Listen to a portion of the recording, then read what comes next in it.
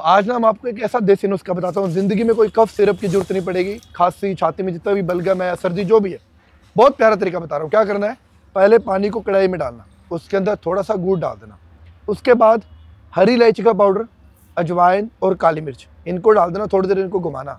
फिर इसके बाद इसमें क्या डालना है काला नमक और अदरक का पाउडर। अब इसको 2 से 3 से 5 मिनट इसको पका लेना। अब पकाने के बाद क्या करना है, आधा चम्मच सुबह गर्म पानी के साथ, आधा चम्मच रात को सोने से पहले। जितना भी बलगम जमा है या खांसी है या सर्दी है, 2 दिन में क्लियर हो जाएगी।